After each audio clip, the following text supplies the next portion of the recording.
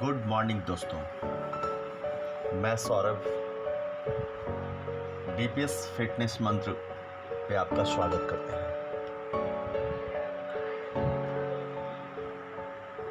दोस्तों, आज मैं आपको बताता हूँ अपने आत्मविश्वास को आप कैसे हाई रख सकते हैं। चलिए मैं आपको एक ऐसी कहानी सुनाता हूं जिसे आप सुनकर अपने आत्मविश्वास को मजबूत करेंगे।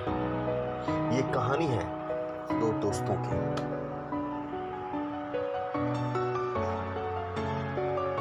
गलतफहमी हो गई थी एक राजा को,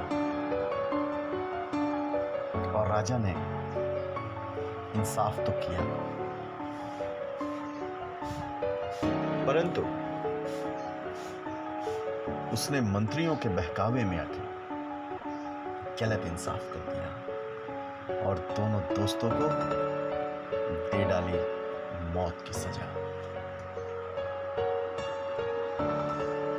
मौत की सजा सुनकर दो में से एक दोस्त बहुत ज्यादा घबरा गया।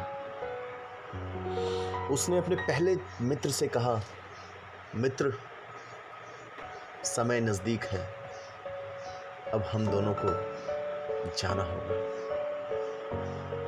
दूसरा जो मित्र था वो उसकी बात को सुन के मुस्कुराया। उसकी मुस्कुराहट को देख के पहला मित्र बोला कि मैं तो भयभीत हूं ये सुन के कि अब हमें छोड़ के जाना होगा। दूसरा मित्र बोला, नहीं मित्र, हमें खुशी इस बात की है कि हमने जो काम किया ही नहीं उसकी सजा मुझे मिली, और दुख इस बात का है कि मेरा मित्र इतना भयभीत है। बोला, सब्र और आत्मविश्वास व्यक्तियों को उसके मुकाम तक पहुंचा सकती है। इसलिए धैर्य रखो, और धैर्य का फल अक्सर मीठा होता है। अपने दोस्त की बात सुन के पहला मित्र अचंभित हो गया। बोला, परिस्थिति हमारे विपरीत है, और विपरीत परिस्थिति में तुम हमें ढाढ़स बता रहे हो। बोला, अवश्य। कुछ पल इंतजार कर। पहले मित्र ने अपने सीने पे हाथ रखा और एक गहरी दूसरा मित्र जो पूरे आत्मविश्वास, उसने राजा से कहा, हे राजन,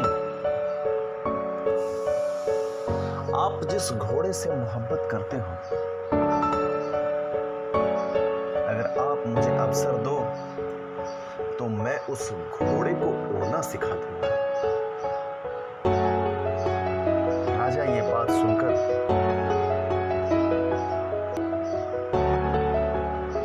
अगर आप मुझे अवसर दो तो मैं उस घोड़े को उड़ना सिखा दूंगा।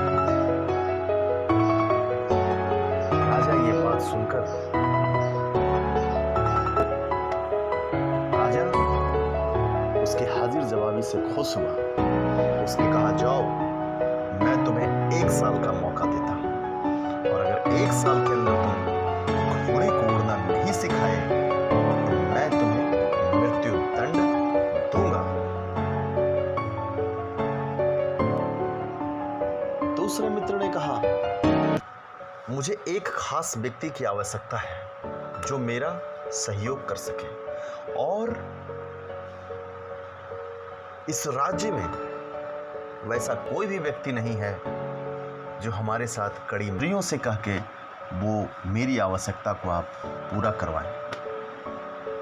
राजा कहा, ठीक है, ऐसा ही होगा